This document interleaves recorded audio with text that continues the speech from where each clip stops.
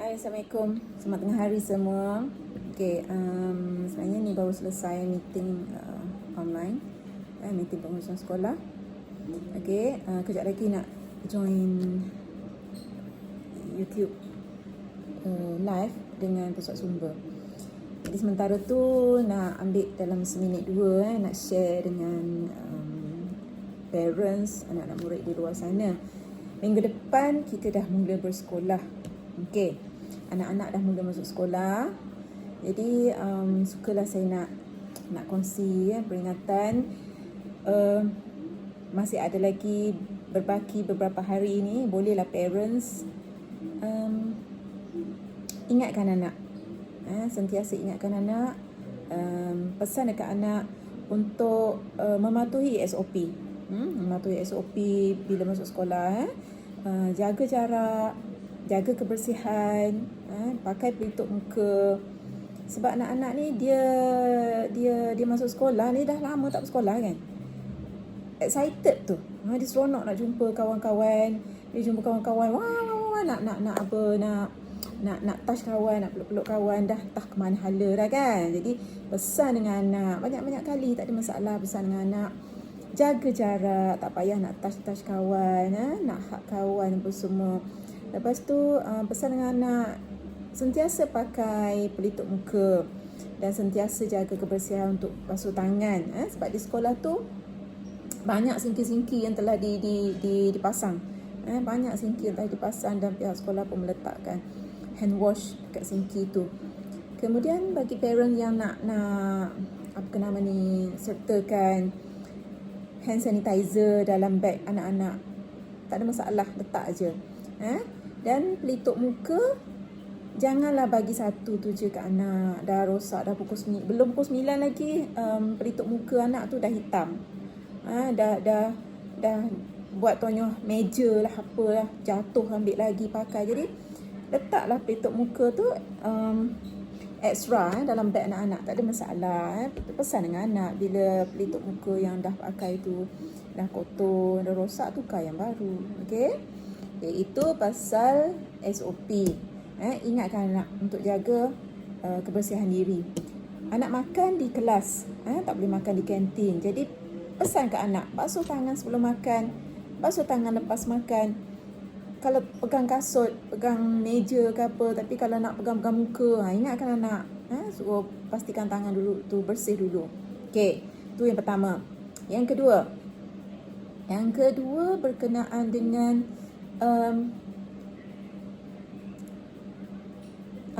guide anak untuk pandai bawa diri. Masih boleh train lagi anak ni dalam tempoh beberapa hari sebelum sekolah ni.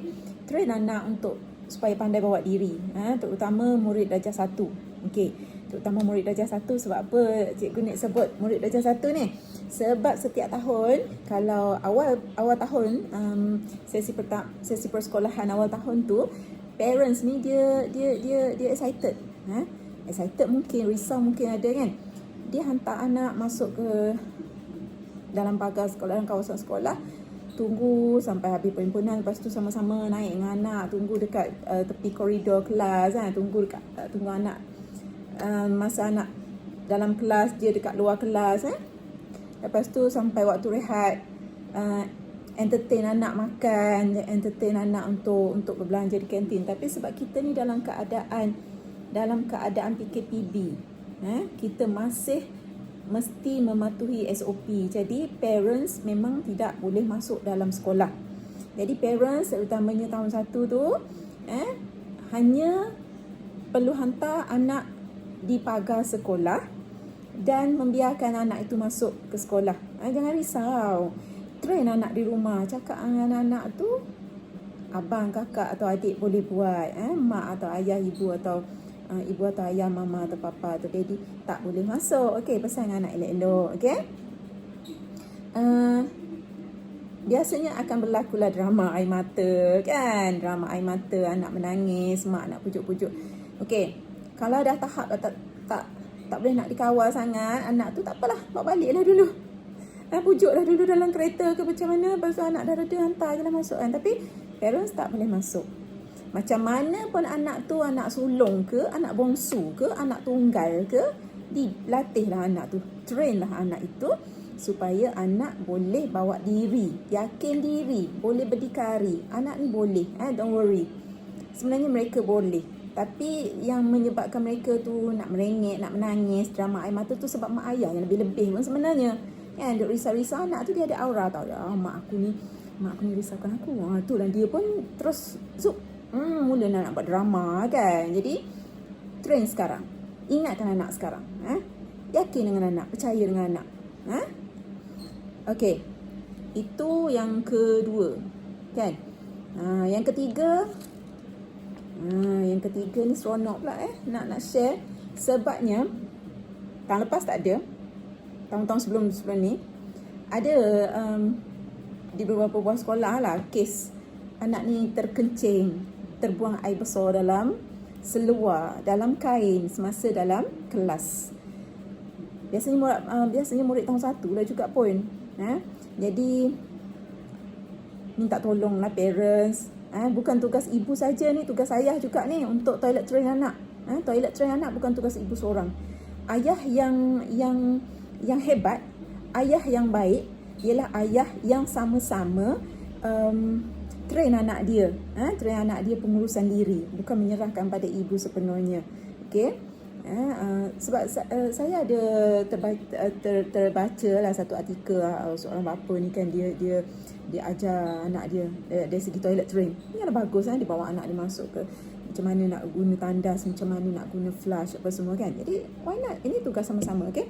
Jadi sempat lagi untuk toilet train anak-anak.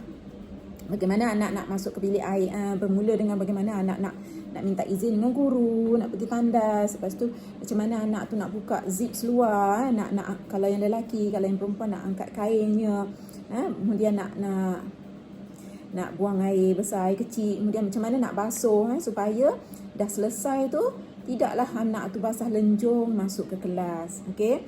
Dan kalau berlaku lagi ada anak-anak yang terkencing, terbuang air besar dalam seluar, dalam kain masuk dalam kelas, kesianlah pada rakan-rakan murid dalam kelas tersebut. Sebab tak selesa bau air kencing, bau najis kan. Budak-budak kecil ni, cikgu bau tai, cikgu air kencing macam tu kan. Jadi kesian, kita kesian kat anak murid lain, kesian kat anak-anak kita juga. Dia akan malu, parents dia akan malu sebenarnya bila kawan-kawan dia yang lain kan, dia kencing cikgu, ada berak cikgu, dia malu sebenarnya. Itu akan menurunkan keyakinan diri dia. Dia akan rasa malu. Lepas tu dari situ mungkin akan wujudnya ejek-ejek. Itu sebenarnya. Tapi kalau kita tengok tu salah bermula dari siapa? Dari kita train anak kita. Okay? Boleh kan? Kemudian cikgu pun, guru dalam kelas tu pun tak menang tangan yang parents untuk apa orang kata nak kontrol semua murid dalam satu kelas dalam satu masa tu. Sebab biasanya dalam satu kelas ni bukannya sikit, bukan kelas sekolah rendah ni, bukan macam kelas di IPT IPT muridnya 20 orang, 30 orang, tapi dalam belah-belah orang kan. Tapi di sekolah ni, terutama sekolah rendah ni, satu kelas pun 35 ke atas, 40 lebih. Cuba bayangkanlah seorang guru mengajar murid ramai tu nak menjaga, nak mematuhi SOP semua, macam mana? Jadi peranan kita parents untuk latih anak kita masa ada lagi berbaki beberapa hari sebelum buka sekolah. Okay, train anak kita, train anak dari segi mematuhi SOP untuk sepanjang COVID-19 ni, pandemik COVID-19. Dari segi jaga jarak, pakai pelitup muka, jaga kebersihan, kemudian train anak untuk anak pandai bawa diri, pandai urus diri di sekolah, terutama year 1 yang baru masuk. Sebab parents tak boleh nak masuk lagi, tunggu di tepi koridor ataupun tunggu di kantin nak entertain anak makan, anak beli apa semua. Hantar kat pagar, parents balik, anak masuk sendiri. Okay? Dan train anak, train anak dari segi toilet train supaya anak tahu urus diri untuk ke toilet, dan juga supaya anak tidak ada cerita terkencing, terberak dalam seluar, dalam kain, dalam bilik darjah. Okey, itu saja. Harapnya perkongsian ni sama-sama kita dapat main peranan, terutama parents. Okey, itu saja dari cikgu ni. Cikgu nak terpaksa berhenti sini sebab sekejap lagi nak join live YouTube pula dengan pusat sumber. Okey, bye.